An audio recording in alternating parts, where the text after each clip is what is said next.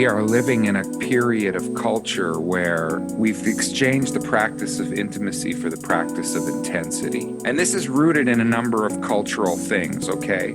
I mean, it's as simple as the song form of our day, the verse, chorus, bridge song form, because that song form evolved in order to convey intensity, right?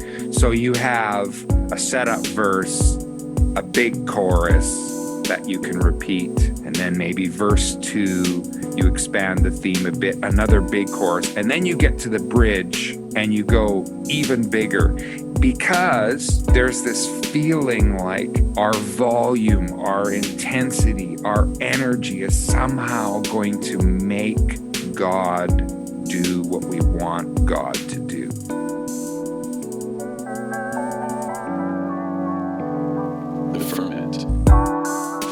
You're listening to the Ferment podcast, conversations about worship and transformation. Today's guest is songwriter and worship leader Brian Doerksen.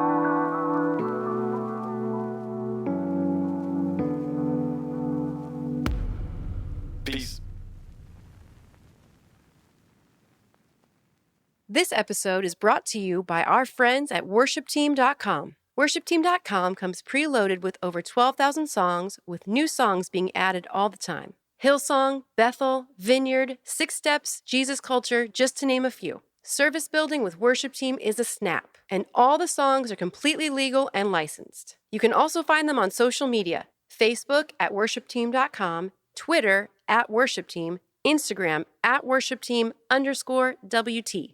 Visit them at worshipteam.com for a free trial today. Complete worship planning with thousands of songs, easy interface, mobile apps, and legal rights for your church. All you need in one place, worshipteam.com. All right, welcome everybody. My name is Adam. This is the Ferment podcast, and today my very special guest is Brian Doerksen. Say hello, Brian. Well, hello, everybody. Man, super happy that you're joining us on the podcast. Well, I love what you guys are doing, and it's a privilege to be on it. Well, this is going to be really fun. That's all I know.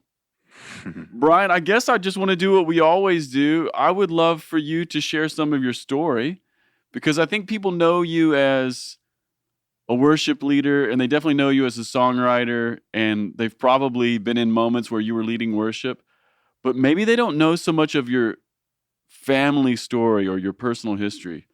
So could you just tell us a little bit about how you grew up?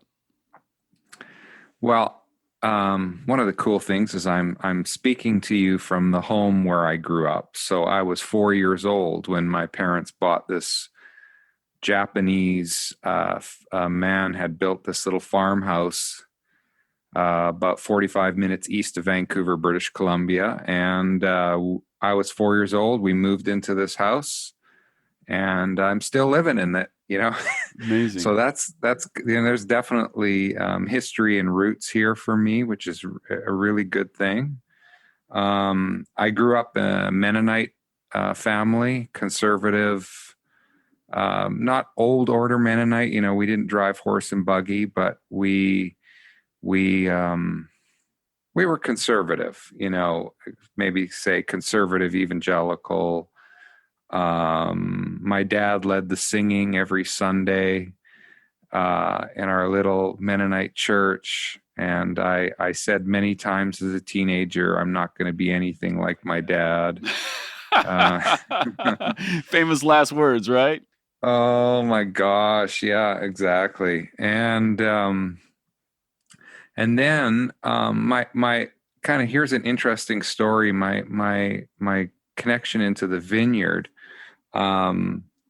I was actually, my wife and I got married. We were 19. We were serving with YWAM in the Far East, in Singapore and Indonesia. And I wrote a letter. Anybody remember those things, where you actually write in pen and paper and put it in the mail? I sent my parents a letter from Singapore saying, describing my journey and what I was learning spiritually and culturally, and shared some of my frustrations with expressions of Christianity that I was encountering. And she wrote back and said, Brian, I think I've connected with somebody and some people that I think are really going to resonate with you. I just went to a John Wimber meeting, and there's this new group just emerging called the Vineyard. And some of what you're describing, a longing for honesty and intimacy and worship, a longing for like realness and not like pompous kind of like hype. It's just, anyway, so came back from Singapore, and my parents brought my wife and me to the first vineyard, walked in the back door. It was the first vineyard in Canada. Okay, I'll say that. The Langley Vineyard. It was pastored by Gary Best and Andy Park. And walked in the back, and the Spirit whispered to me, this is your new spiritual family. I didn't know a single person. And I mean, that whisper happened just partly based, I think, on my mom's recommendation, but I had no experience to back up. And then the experience came confirming the whisper. Wow. Yeah. Well, so I guess, Brian, just having you share that story, a couple things are really interesting to me about that. One would be, you said you grew up in a Mennonite home. I mean, clearly that's your parents' lineage and heritage, their spiritual journey that you grew up in. And so it forms a certain part of who you are. Yeah. But one of the things I love about your story is that not only did your parents shape maybe the first leg of your journey, but then your mother writes you this letter that shapes maybe the second leg of your journey. Yeah. Which that doesn't always happen, does it? No. And then, I mean, the thing is, you see, I'm raised in a German home. My parents' first language is German, very solid, stable, but not very emotionally expressive, right?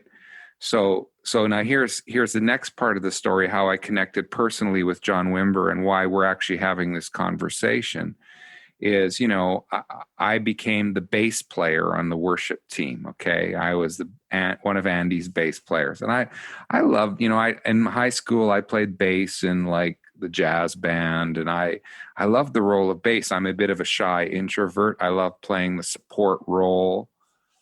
And so I did that happily for a couple of years. And then one night we had our home kind of like home group, Vineyard home group.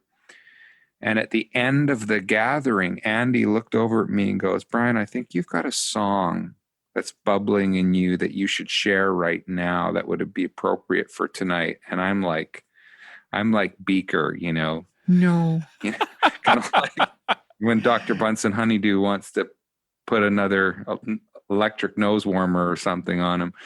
I'm like, no, it's okay, and he just insisted. So I pick up Andy's guitar and I sing this simple song that I wrote after the birth of our daughter.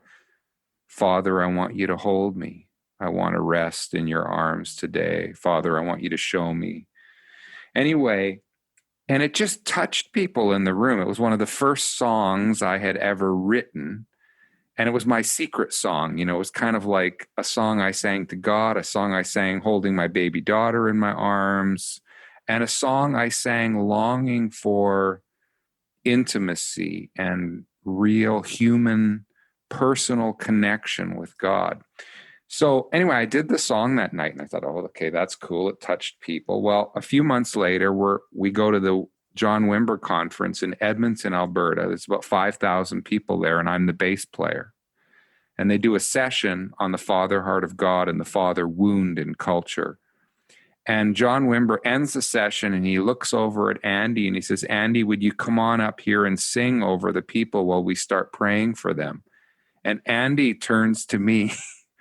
He points there and he goes, go, sing that song you sang for the 10 of us, your secret song over these 5,000 people. And this was back in the day when, Wimber and all the big shots, they were on the platform sitting there, and I had to walk right past them. Okay. I'm like 23 years old. I'm shaking in my boots. I'm going to grab Andy's guitar. They're looking at Andy off the side of the stage, shaking their head, going, why is this kid bass player walking up? This doesn't look good, you know? I love and this. Andy's just standing there side stage with his thumbs up going, this is going to be good. You guys are going to like this. Don't worry. It's okay, you know?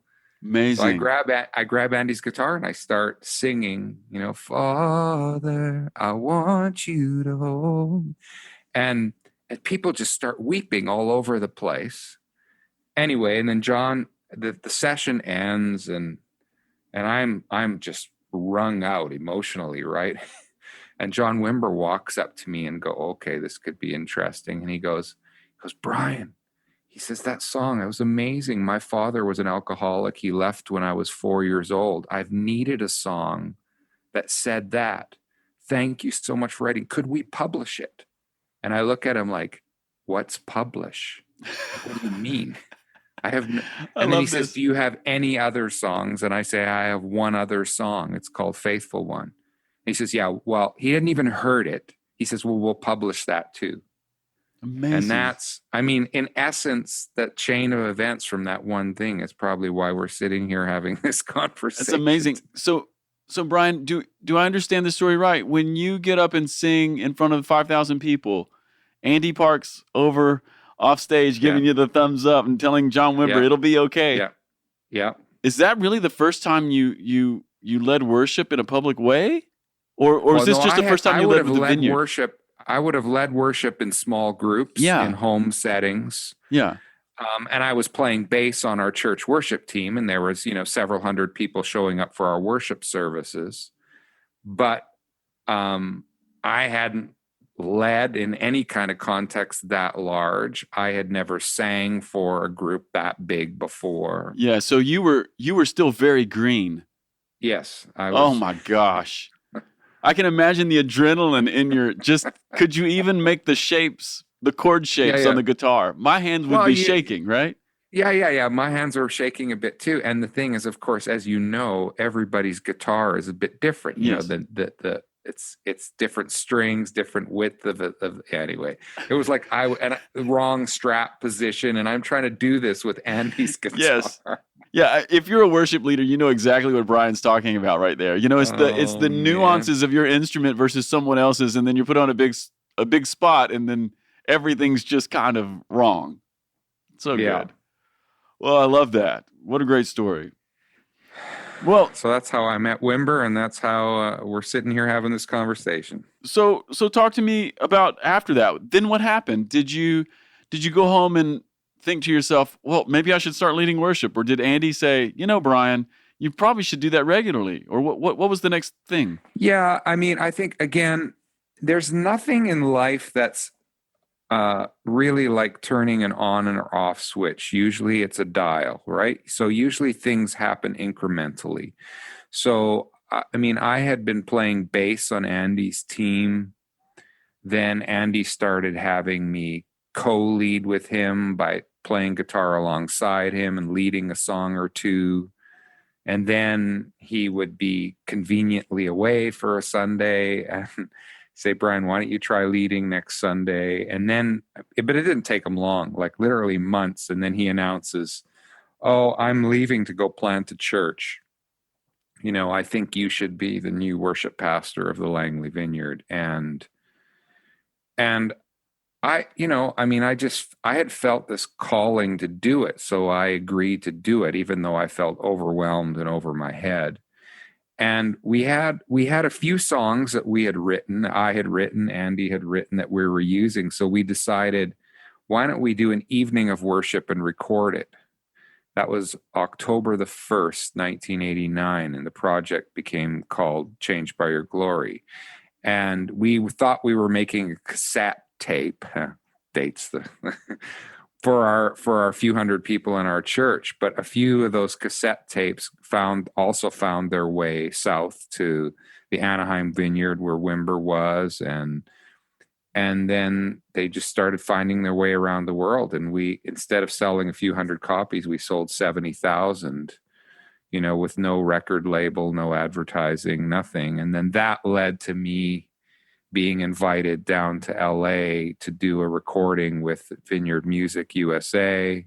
The Touching the Father's Heart series had just kicked off. So the first one I did was with Kevin Prosh on one side and me on the other side, which was also incredibly intimidating in a way, because I'm the shy, quiet kid from Canada, and here's Kevin Prosh, who's just this utterly mystical, flamboyant, charismatic, crazy musician guy. Yeah. And I'm just like, Yeah. wow, Yeah. So talk to me about, what is the experience like of, you're making a little recording at your church. You think it's just for the few hundred of you, and then this thing just starts to become something that maybe you never imagined. There's no record label. There's no social media. No one knows about this.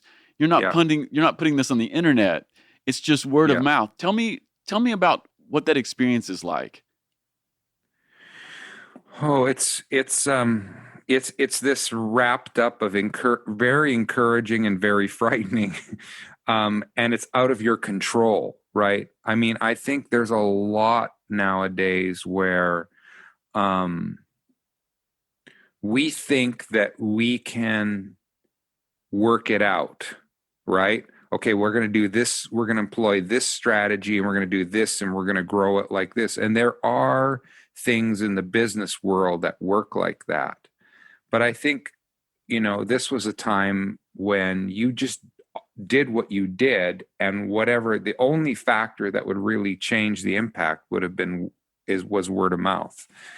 And obviously, I was also, I put it this way, in that time, there was the modern worship thing was just starting to mushroom. It was just starting to grow. And you had Hosanna Integrity's thing starting to happen. Maranatha's thing was starting to happen, or had been happening for a little while. Probably Vineyard, was starting to happen. And I was touched by bits in all of it, but there wasn't a lot of intimacy in it. There wasn't a lot of what I would call things that really expressed both my personality and my values. And so then I thought, well, it's one thing to kind of critique and stand back from a distance. It's another thing to try and create an alternative. It's a lot harder than it seems.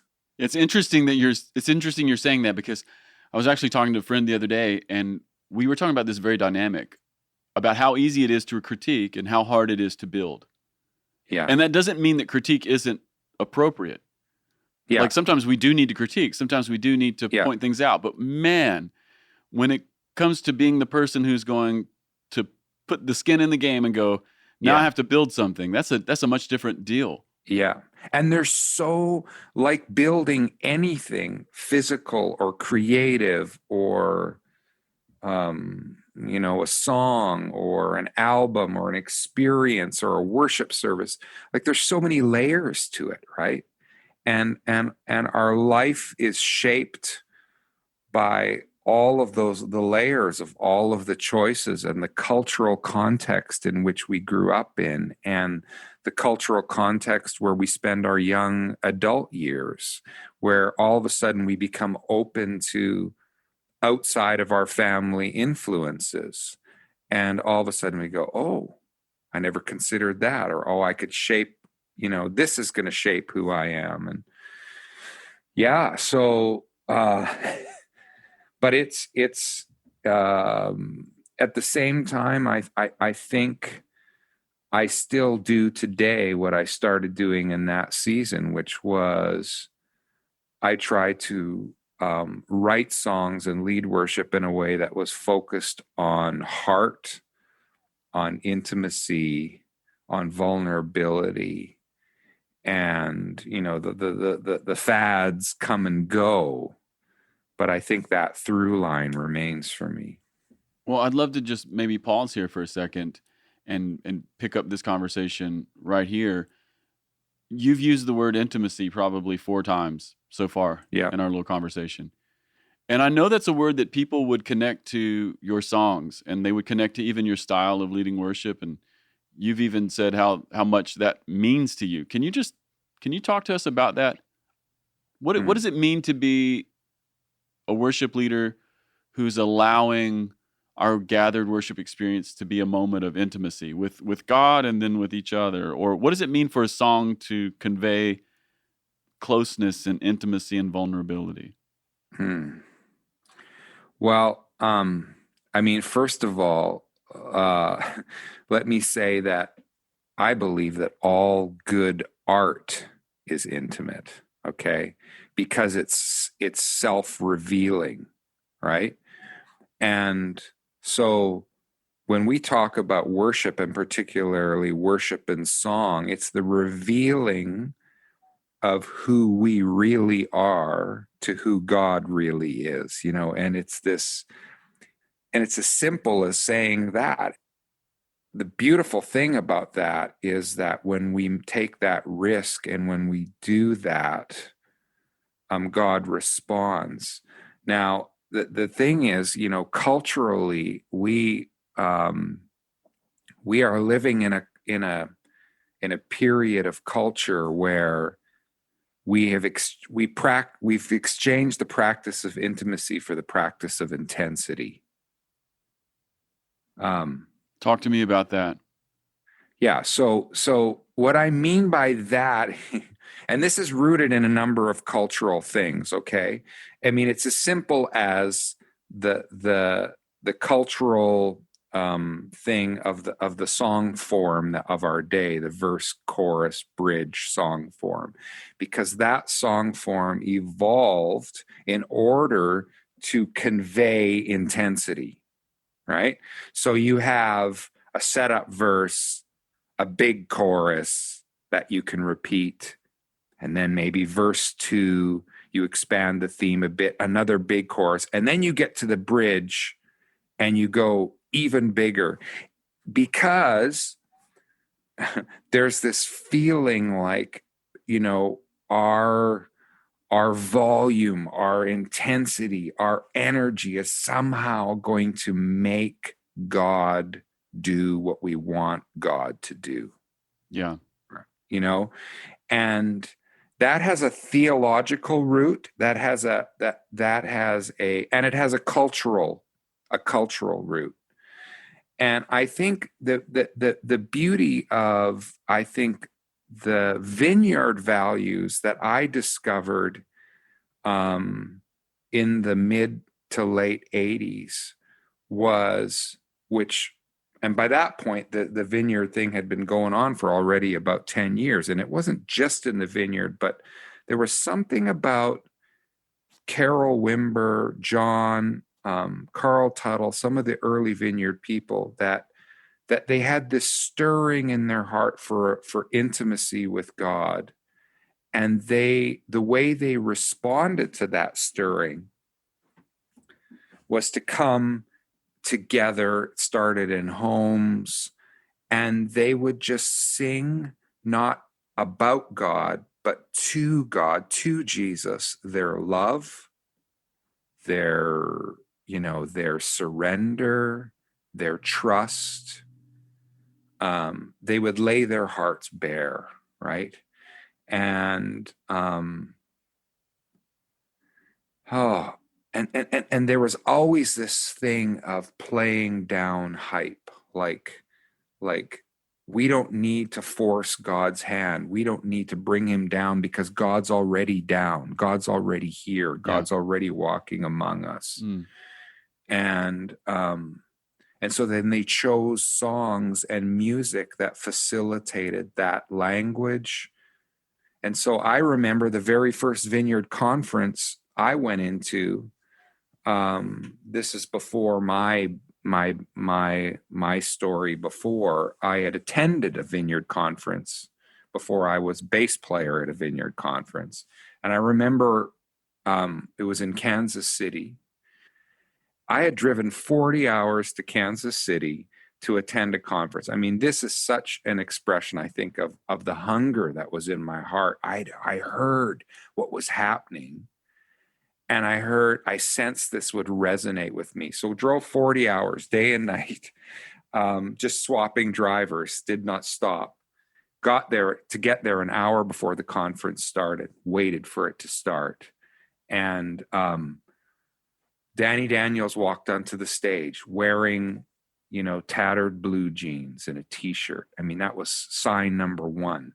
This was different because I had been to Christian conferences already by this point. I was 19 and, people got dressed up. It was like, and all of a sudden, oh, interesting. Patty Kennedy walked behind him, walked up to the mic beside Danny, and she started singing, "You are here, and I behold your beauty, your glory fills this place." And then she sings, "Calm my heart to hear you, cause my eyes to see you. Your presence here is the longing to the answer." Your presence here is the answer to the longing in my heart. I mean, all these years later, I can remember like every word. I can remember how I felt. My heart just started almost like beating in time with what was happening. Like I just felt such a resonance. And, there was no hype. There was just hearts opening up to God and God responding with his presence. And this whole thing about the presence of God, when we talk about, we practice intensity more than we practice intimacy. Songs are about, the atmosphere and God come and change the atmosphere. But see, the presence of God isn't an atmosphere, it's a person, right? It's a relationship, and you don't need fireworks. What you need is heart connection. What you need to know is that you are being heard, that you are hearing God. And it's interesting, the Judeo-Christian phrase for the voice of God, the still small voice, right? It's not the crazy loud shout, it's the still small voice. I think that's what we hunger for. And that's what I experienced. And that's what I still hunger for experiencing.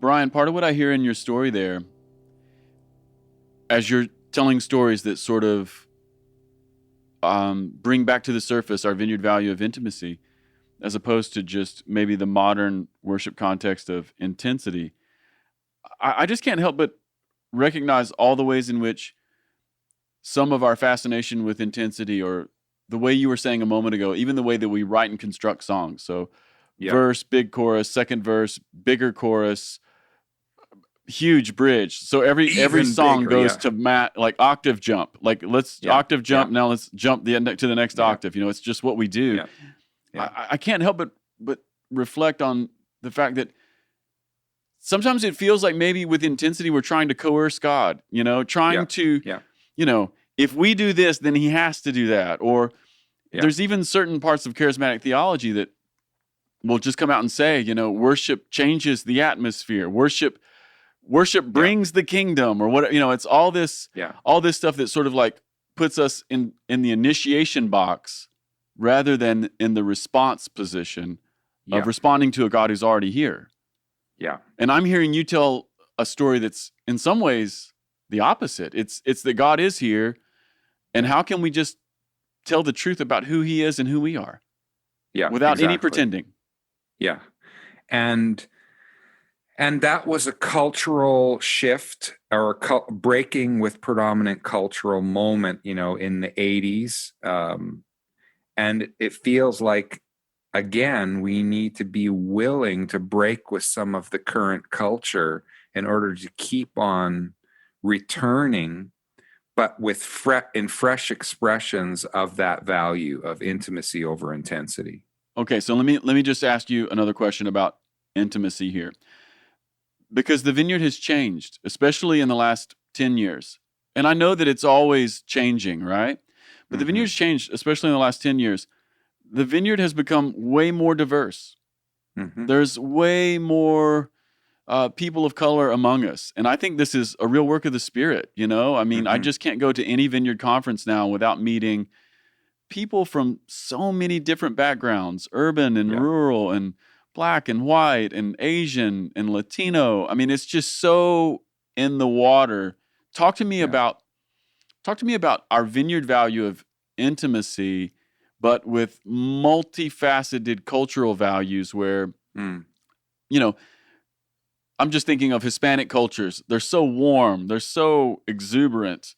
And sometimes when I talk to people from these backgrounds, the beginning of this conversation feels like, I need to change my Hispanic culture. Talk to me how we can keep intimacy and let Hispanic culture flourish. How can we keep intimacy and let like Black gospel flourish? Right. Well, I mean, I think, but the thing is that when, like, each of us have a musical mother tongue, right? Like a way that just is a natural extension of ourselves. And so my experience, like joining the vineyard back then in the mid 80s, was I was encountering people who were being genuinely themselves, but using their musical mother tongue to reveal their heart to God and to let God reveal his heart to them. So why would we expect other people to change their mother tongue to try and get into intimacy? Well, then it's not going to be intimacy, right? It's going to be some kind of forced performance. And so, I mean, in our context in Canada, we have some of those racial minorities, but for us, a lot of it has to do with the Indigenous population. And one of the things I love about hearing Indigenous people worship, when they are free to do so in their mother tongue, in their cultural way, musical way, it sounds different, it looks different, but you can feel it. You still have the same resonance, right? Because they have a freedom that is not they're not being like cloaked with this other cultural thing over top of them. And so and sometimes that's exciting. Like when I say practicing in like intimacy instead of intensity, I'm not saying that it's never exciting or even loud. I'm saying it's honest.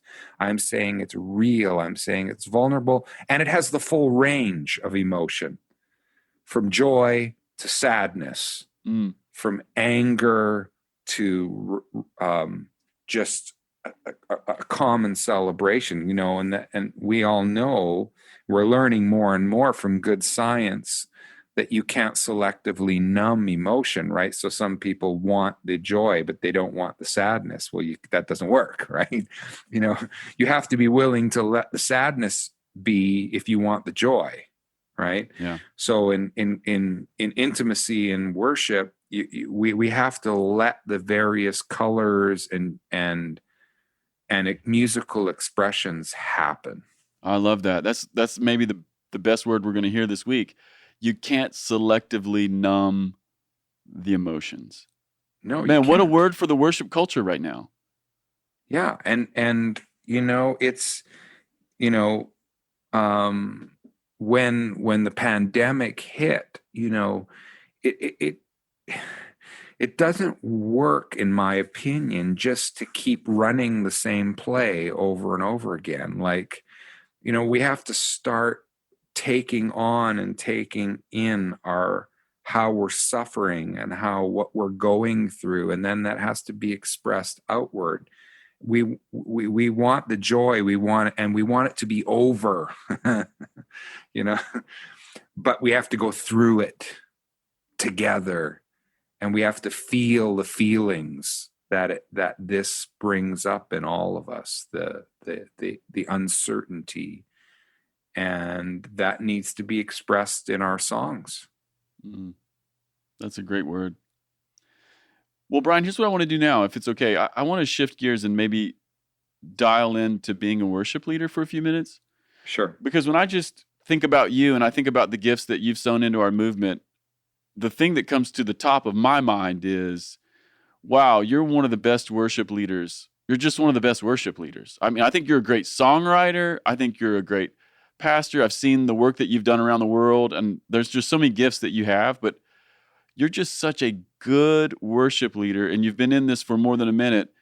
I would just love it if you would talk to us for a little while about what does it mean to be a good worship leader? Like, what is a good worship leader?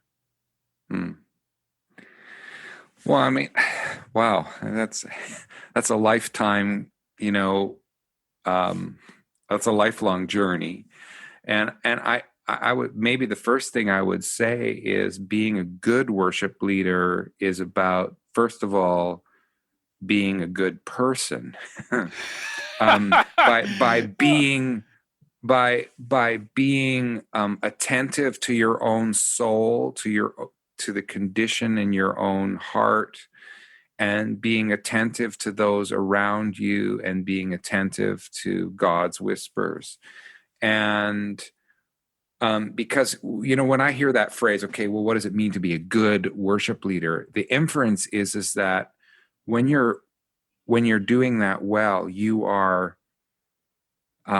doing something and people are following, right?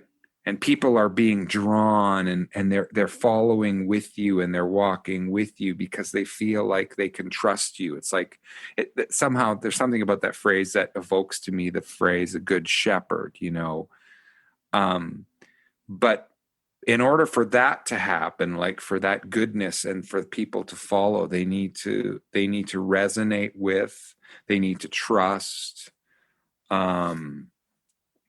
And I think, again, I mean, if I just say one more thing about this intimacy versus intensity thing is,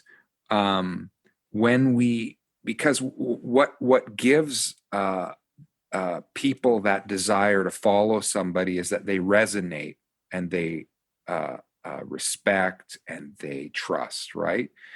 And when we give ourselves over to intensity over intimacy, we're trying to manufacture that resonance versus letting our lives be the resonance that draws people with us, right? So we're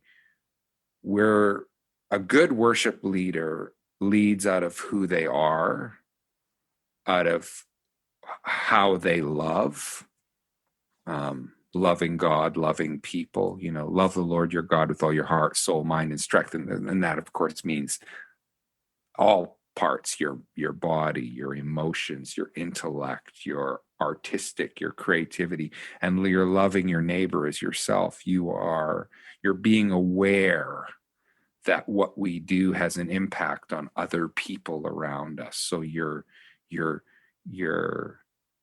dialing in all those things at the same time. Does that make sense? Totally. And you know, I think for a while we kind of thought, you know, worship leaders, good worship leaders, are worship leaders that know how to put together a slick set. You know, they know how to put together the perfect set of songs, the right tempo flow, how to medley songs, how to get really quickly through song transitions, how to make a clever key change. And again, I think the musical skills are, I mean, the more we do it, the more people can relax under our leadership, because that they feel like we know what we're doing, even though sometimes we're just kind of faking it, not faking it, but there's that sense of, but we thought that was the main thing. But actually, more and more what I've realized is, and I've been doing this now for 30 plus years, is that the music is a part of it, but it's the personal. Do people feel at ease? Do they feel like they can lean in? Do they feel like they can relax and just let you lead them? Or are they feeling apprehensive, like, well, this person's got an axe to grind and they're trying to convince me, you know, they're trying to talk me either into worshiping, or I've never found that, you know, trying to pep talk a congregation into worshiping makes for good worship leaders. I you know, if you're there, whether it's online or whether it's in person, you're there because you want to be there. You've chosen to be there. And you know the context and the point of the gathering is we're here to meet with God and with each other. So I don't think they need to be talked into it. I think they just need to be led. I just love that you're rooting us back into being a particular kind of person. Yeah. It's and that's what the sustainable thing is, right? Like the techniques, the styles, the cultural things, those are going to ebb and flow. But if you are really just, you are this person, you are not acting, you know, like you see, the thing is, a lot of the music we consume as entertainment and as whatever is performed by actors, right? They put on a role, they put on a persona. My favorite musicians, some of the old school ones like James Taylor and Van Morrison and stuff, I mean, they will literally they'll say, yeah, like some musicians, like, you know, I don't know how they do it, but they put on this role, and like Lady Gaga, like, you know, people like that, they just, it's like performance art, right? In order to convince you or to move you. And people like James Taylor, just like, well, what you get is what you see. This is who I am. These are the songs that move me. These are the stories I want to tell. And the way they pull out their guitar and they start singing, you know, and you know, and there's very distinct differences between being a performing singer songwriter and a worship leader. And I actually do both. And I'm very aware of what I'm doing when I'm asked to lead worship and when I'm asked to do a Brian Doerksen concert, right? Like, and even at the Brian Doerksen concert, there's going to be worshipful songs and moments and heart, but I'm also, I've got more flexibility to tell stories, to, you know. Yeah, it's a different setting. All that to say is, we're not, I think a good worship leader is not an actor. Though a good worship leader uses scripts. Right? So that it gets, you know what I mean by that? Like, in other words, there are certain things that you can say, certain liturgical elements or things that you do that you don't have to create yourself, because you're stepping into this long history of all going in the same direction, right? And you are in that flow and you are taking on board. Love it. Let me I ask don't you. know if I'm answering your question. No, I because love it, because that's what you're sparking getting. a bunch of things. A good worship leader. Yeah, no. But what I hear you saying mostly is that a good worship leader is a particular kind of person. Yes. And it's possible to just focus on how to be a better musician or how to put together a better set Yeah. list. And I believe in all those things. Like, gosh, let's play better. Let's sing as good as we can. There are some ways to put together set lists that matter and some thinking that can go into that. But the thing that's underneath it is what kind of person am I? Because I'm always bringing that, right? Well, when you say, oh, well, a particular kind of person, I'm not saying only this type of I'm saying all personality types can play. Yes. And all personality types can be worship leaders. And then you have to be a worship leader that also stays somewhat true to your personality type, but is also, you're not just leading your personality type, right? That the church is made up of all personality types, extroverts, introverts, high, low, like all. And so, and we also then recognize that each of us are going to connect more with certain leaders. But I think there's a breadth and a depth to what we do, and we can lead more broadly when people sense that we are truly that our lives are resonating this versus, oh, that's a clever set we put together, and we're done now. Yeah, I guess when I say a particular kind of person, what I mean by that is an actual good person, someone who's pursuing the good, someone who's pursuing God, someone who's open to the other people in the room. Yeah.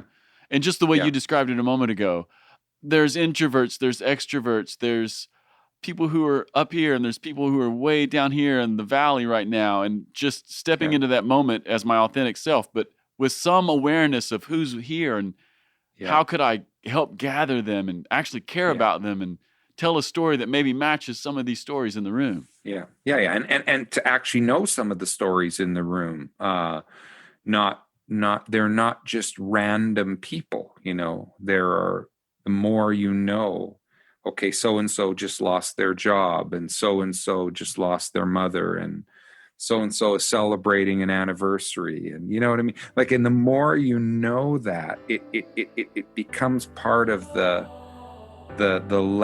good layering of everything that we do.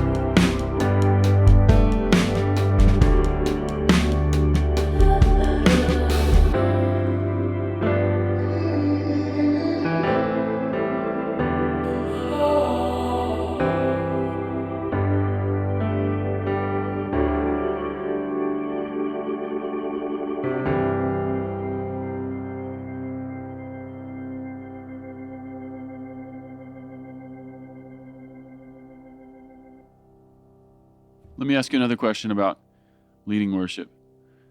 What's a worship leader's main job? Oh, well, I mean, besides what we just talked about, the worship leader's main job is, first of all, to just be that person, to be open, to be a worshiper, to be on a journey, to keep being a lifelong learner. And then the second part of that is to do that in a way that gently brings other people along, that helps them, that helps level the path for them, that removes obstacles, that finds a way to sing and to pray and to lead in a way that it goes, oh, that's what I needed to sing today, or that's what I needed to hear today. And for that to happen, I think you have to be, in tune with both your people, and you have to be in tune with God's Spirit and listening. What do we need to hear? What do I need to adjust? Every situation, every gathering's unique. That's right. Let me talk to you about this, or have you talked to us about this? I've just been thinking about how many times our vineyard worship stories are so similar to the one that you told at the beginning of our conversation. Like, you're playing bass for Andy. Andy's like, Brian, why don't you lead worship here? Sing your song to us at the home group, and now come and sing it. And so there's someone else that's involved in our story, right? Like, very few of us just came to church and someone pointed and said, you are our next person. There's some other person who's bringing us along or leading us. And I know that's true in my story, and I've seen it so many times around me. I would love it if you would talk to us about how we can balance having a worship culture that brings people up and gives people a chance, gives people new people a chance. But then also, we want to have good experiences. We want to have maybe a worship culture that does value excellence in some way. And sometimes there's a tension in there between having an experience that's good for as many people as possible, but then also realizing, gosh, we're here to call people up and to make room and to pass things along. Can you just talk to us about that? Well, I mean, first of all, I've made it kind of like my life's goal. The metaphor I use is I always want to ride the bicycle, which is one pedal is doing and the other pedal is mentoring and helping others do. So as soon as I get a chance to do something, I immediately say, how can I help others do?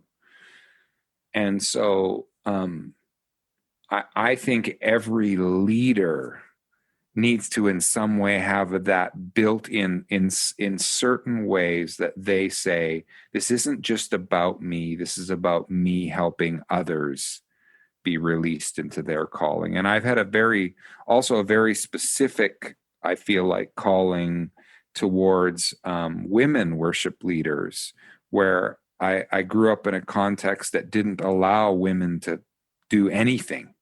Right. So I made it and to know my story, you'd have to kind of know my mother and what happened in her journey spiritually to know why this is so important to me, and how she was shut down over and over again. And so I think, and the danger is, as soon as we have this value of excellence and putting everything together and making it quote unquote slick, and I think our value should always be, our value to mentor and release others should be higher than our value towards excellence and slickness. That we should always be this making room. Let's try this. Let's experiment. Our calling and our role isn't to protect what we have. It's to grow what we have. It's not to protect our turf as a leader. It's to actually welcome others onto the turf and say, come and play. Everybody gets to play. That's one of the vineyard slogans, right? So and I'm like, right now, I'm a part of a small vineyard expression called The Table. We're like 30 to 40 people, and but our team leader, Kate, we've said that for, again, this next year, our primary goal is mentoring other leaders. And we're small, but we're just starting, and that's the DNA from the word go.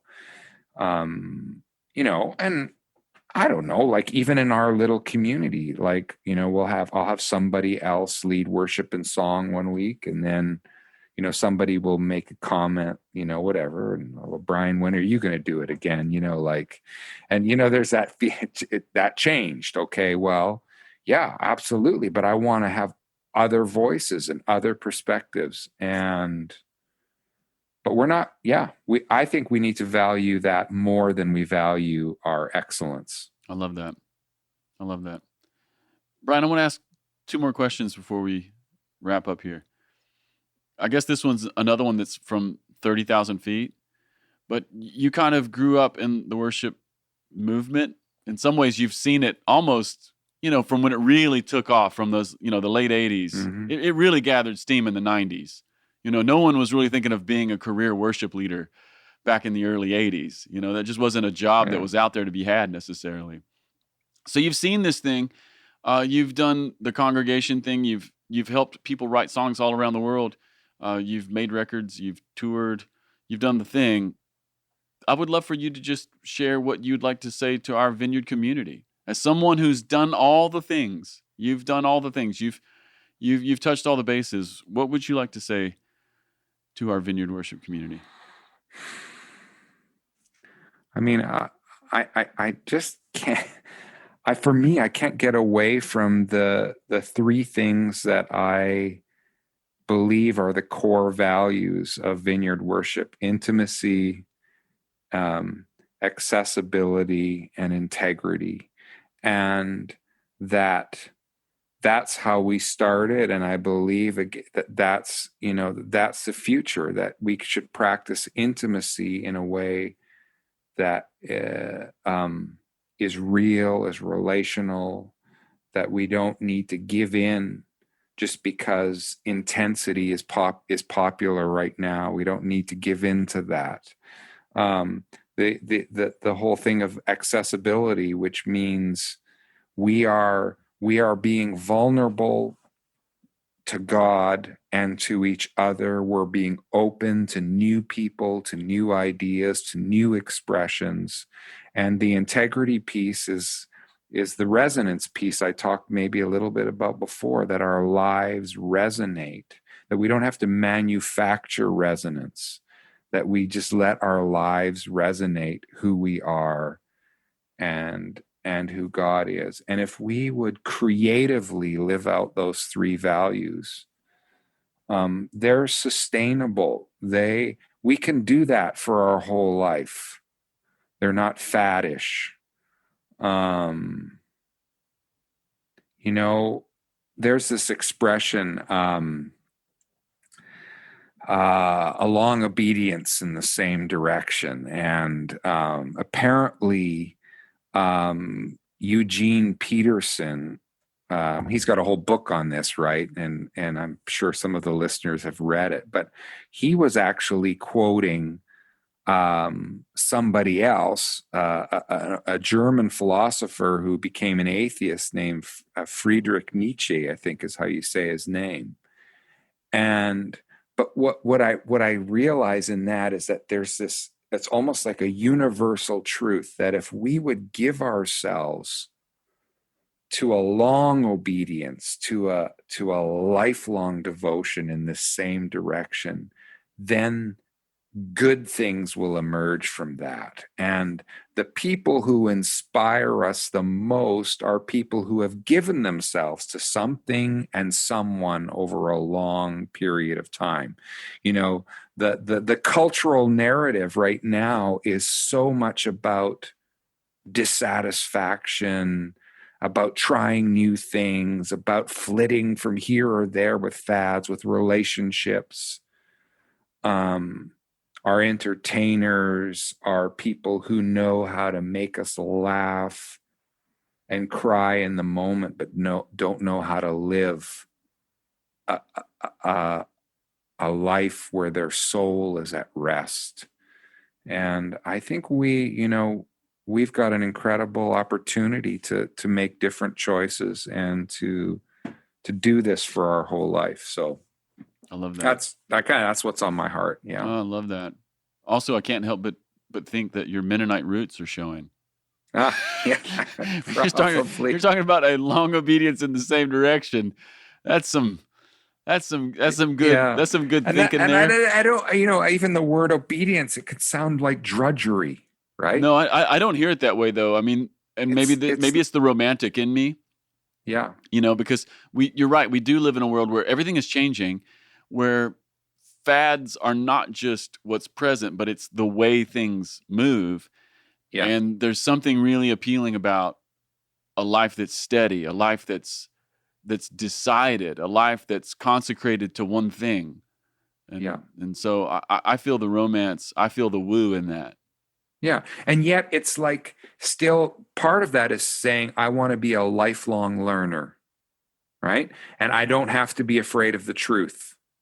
So if science reveals a new truth, I can humble myself and go, wow, I didn't know that. We didn't know that. Okay, well, we'll take it on more, because the best theologians, the best scientists, the best artists all have humility as their core thing, right? Because the scientist is like, let the data speak.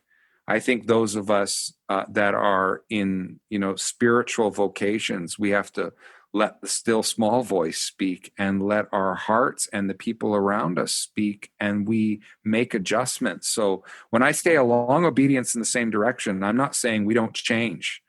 Our faith goes through big change. For me, huge season of deconstruction.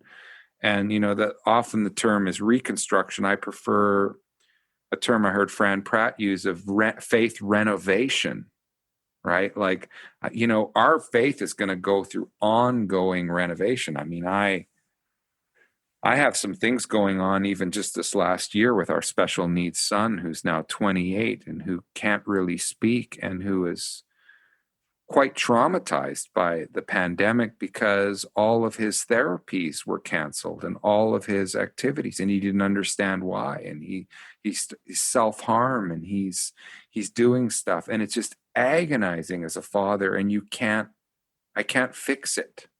Yeah. Yeah. So there's hard things too, right? Like, but I want to keep learning. I want to keep pressing into it. Well, and Brian, I can't help but think of this as you share that. Shout out to Fran Pratt, Faith Renovation. I would imagine the house that you're sitting in has been renovated a time or two. Yeah. In fact, we just finished what my wife calls our final renovation by creating a master bedroom. Finally, we've been married almost 36 years. We have 6 children. There was never time for us to create a space for ourselves because it was all about the kids and about all of this. And we finally converted the very top, used to be the attic, used to have one of our special needs son, and we were in a little room and he was in a little, and we just kind of moved him to the basement because some of the girls moved out, and we just created a master suite. And Joyce looks at me and goes, maybe that's the last renovation. The house was built in 1937. I go, well, we'll see. We'll see. Yeah, but I'm just reflecting on, you're talking about faith renovation. You're talking about how you've changed, which is a big part of this podcast. That's why we call it the Ferment. You're talking about how even this year you've been challenged and changed. Yeah. And I just can't help but think about the house you're living in, and it's those kinds of changes which keep the house alive. It's those kinds of changes which, I mean, the bones are there; they're not moving. Yeah. But it's those kinds of changes which keep the home alive. I think that's kind of a beautiful picture. Yeah, and I'm living in the middle of that picture and trying to keep on learning, keep on renovating as I need to, but also being at peace, like just being content and being, have that miracle of a soul at rest, Well, Brian, let's end right here. It's the question we give everybody at the end of the podcast on this season of the Ferment. I would love it if you would just share with us what you're dreaming about. What's the dream of your heart right now? Wow. Well, oh boy, I'm in the middle of recording my first hymns album, and I am literally dreaming ancient songs and melodies and words, and they are filling my imagination, and I'm being mentored by songwriters from several hundred years ago, again, like just in their melodies. And then my dream for the future is I want to help launch some kind of online songwriting mentoring training program to help songwriters around the world. I'm dreaming about that, how to structure it, so I'm in the thick of letting songs from the past, like just like they're like I'm pickling in their juices, I'm just completely immersed in them. And then immediately I start thinking about, well, how can I help people write the songs that will be sung 200 years from now? Like, could we even dream of doing that? Yeah, I think we can, because the people who wrote the hymns were ordinary people who were processing life and their faith, and they wrote poetic words and melodies, and those songs are alive. They're just alive. They're not, the people who wrote them have passed on, but their songs are alive, and I want to help other people write songs that live on. Beautiful. Be sure to tell us when you get there. When that launches, let us know. Yeah, I will. We'll amplify the signal. Thanks. All right, man, Brian, thanks for coming on. Thanks for sharing your story. Oh, such a joy to be with you, and just love and respect what you guys are doing. And it, as we talk right now, the border is still officially closed and to non-essential traffic and people, and it's been hard, actually. It's just psychological. I live about 5 miles from the US border across into the Canadian side, and I love you guys. I love what's happening. I also, some of what I hear happening breaking my heart in the news. And I go, oh, so I pray for you guys in the US, and hope you guys pray for us in Canada. And that's right. And we'll be together in person again. I know it. Yes. Come on, 21, please, Jesus, hear our prayer. Amen. Amen. All right, everybody. Thanks for listening. Peace.